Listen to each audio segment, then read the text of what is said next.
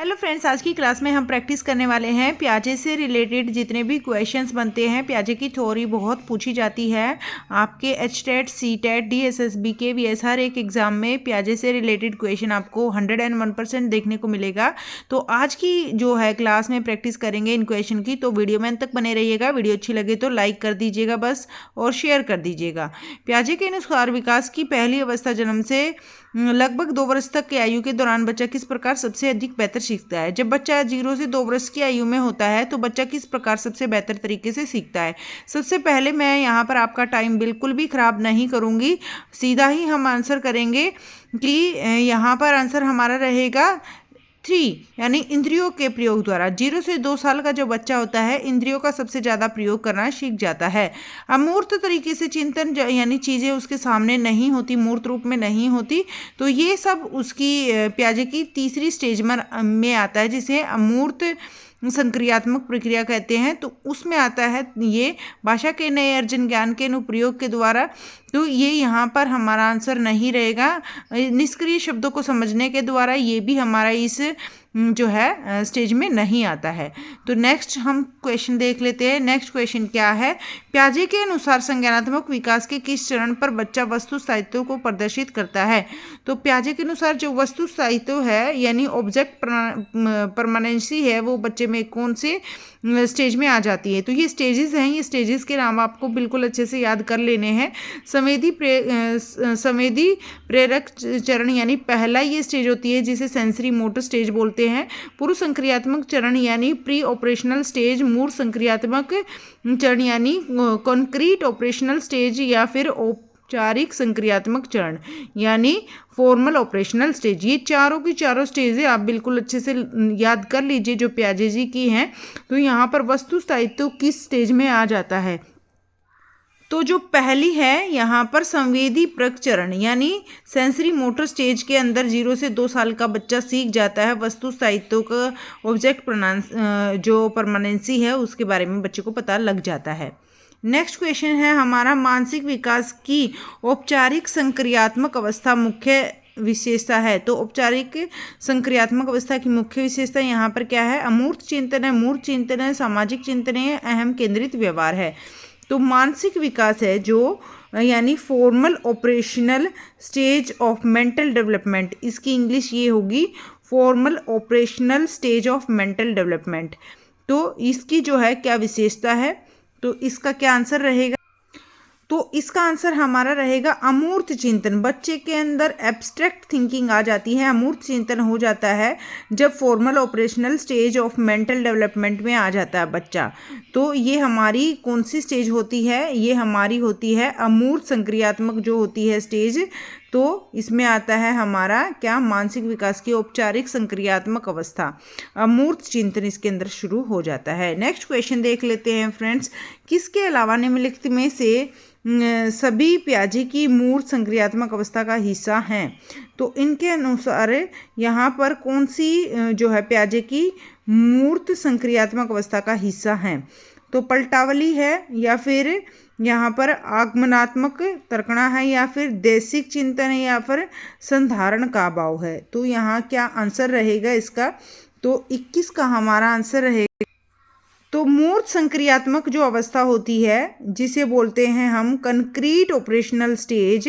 Concrete operational stage हमारी तीसरी stage होती है। इसके अंदर बच्चे में पलटावली की जो है डेवलपमेंट हो जाती है, यानी रिवर्सिबिलिटी आ जाती है, और यहाँ पर आगमनात्मक तर्कणा भी आ जाती है, इंडक्टिव रीजनिंग भी आ जाती है, देशिक चिंतन भी आ जाता है।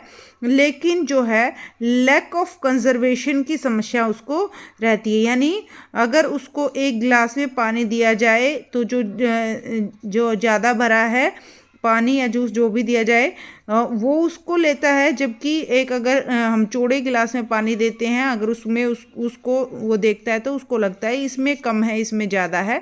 तो ये जो है संधारण का भाव ये होता है प्याजे की मूल संक्रियात्मक अवस्था का हिस्सा। इसके ये नहीं होता है, मतलब ये उसके अंदर डेवलप नहीं होता। इस अवस्था में कंक्रीट ऑपरेशनल स्टेज में लैक ऑफ कंजर्वेशन की समस्या बच्चे में रहती है। ठीक है फ्रेंड्स, नेक्स्ट क्वेश्चन पर चलने से पहले वीडियो को लाइक कर दीजिए और शेयर कर दीजिए, सब्सक्राइब कर लीजिए अगर पहली बार आप चैनल पर विजिट कर रहे हैं तो। जीन पियाजे के अनुसार प्रारूप स्कीमा निर्माण वर्तमान योजनाओं के अनुरूप बनाने हेतु नवीन जानकारी में संशोधन और नवीन जानकारी के आधार पर पुरानी योजनाओं में संशोधन के परिणाम के रूप में घटित होता है। तो इन दो प्रक्रियाओं को माना जाता है। तो क्या होता है, जब पहले वाली जानकारी हो उसमें जो है नवीन जानकारी ऐड कर देना या पहले वाली जानकारी में कुछ बदलाव कर लेना, तो ये कौन सी रूप में होता है? ये होता है समीकरण और संशोधन के रूप में, समावेशन और समायोजन के रूप में, या समायोजन और अनुकूलन के रूप में, या समावेशन और अनुकूलन के रूप में। तो इसका आंसर क्या रहेगा हमारा? इसका जो है आंसर हमारा रहेगा समावेशन और समायोजन, यानी ये दोनों की दोनों हैं जिसमें हम क्या करते हैं, संशोधन करते हैं, परिवर्तन करते हैं। समावेशन यानी असिमिलेशन इंग्लिश में इसको बोलते हैं, और समावेशन असिमिलेशन और समायोजन अकोमोडेशन। ठीक है, इसमें हम अपना जो कंसेप्ट होता है उसमें जो है बदलाव कर लेते हैं, उसमें और भी ऐड कर लेते हैं, लेकिन इसके अंदर हम जो हमारा कंसेप्ट बना हुआ है उसी में थोड़ा सा इंटरचेंज कर देते हैं।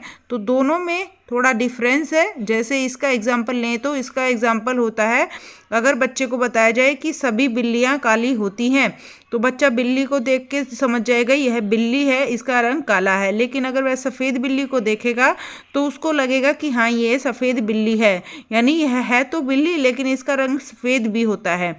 तो ये जो होता है अपने जो कंसेप्ट में ये चेंज आ जाता है। तो समावेशन होता है यानी असिमिलेशन होता है। समायोजन मतलब यहाँ पर कंसेप्ट बच्चे का और भी ज़्यादा डेवलप हो जाता है, यानी उसको कुछ चीज़ें और भी ज़्यादा समझनी होती है। ठीक है, जैसे कि ये एग्जाम्पल हर एक बुक में दिया मिलेगा आपको। जैसे कि अगर बच्चे को बताया जाए कि सभी उड़ने वाली चीज़ें पक्षी होती हैं, लेकिन अगर उसको ये भी बता दिया जाए कि अगर हमारा हेलीकॉप्टर उड़ता है या फिर एरोप्लेन होता है, जो भी होता है वो भी हमारी उड़ने वाली चीज़ है, लेकिन उसको पता है कि यह क्या नहीं है, पक्षी नहीं है। तो ये होता है समायोजन, कुछ नया आपने जो है माइंड में ऐड कर लेना। ठीक है, नेक्स्ट क्वेश्चन पर चलने से पहले वीडियो को लाइक कर दीजिए फटाफट से। ये क्वेश्चन हम पहले वाली क्लास में कर चुके हैं, इसलिए इसको रिपीट नहीं करेंगे। ये हमारी आज की क्लास का लास्ट क्वेश्चन रहेगा। जीन पियाजे के अनुसार बच्चे कैसे होते हैं? जीन पियाजे के अनुसार बच्चे होते हैं प्रेक्षणात्मक अधिगम्य की प्रक्रिया का अनुसरण करते हुए दूसरों का अवलोकन करके सीखते हैं, या फिर उद्दीपन अनुक्रिया संबंधों के सावधानीपूर्ण नियंत्रण के द्वारा एक विशेष तरीके के व्यवहार करने के लिए अनुबंधित होते हैं, या फिर पुरस्कार एवं दंड के सिद्धांत का प्रयोग करते हुए वे व्यवहार का जो है सीखना शुरू करते हैं, या फिर ज्ञान को सक्रिय रूप से संचित करते हैं जैसे जैसे वे दुनिया में व्यवहार कौशल का प्रयोग करते हैं तो तथा अन्वेषण करते हैं। तो इसका आंसर हमारा क्या रहेगा? इसका आंसर हमारा रहेगा लास्ट वाला, फोर्थ वन, यानी ज्ञान को सक्रिय रूप से संचरित करते हैं, यानी actively constructive knowledge as they manipulate and explore the world. तो ये इसका आंसर रहेगा। Thank you so much video में तक बने रहने के लिए। Bye bye, take care, good night. फिर मिलते हैं नेक्स्ट वीडियो में।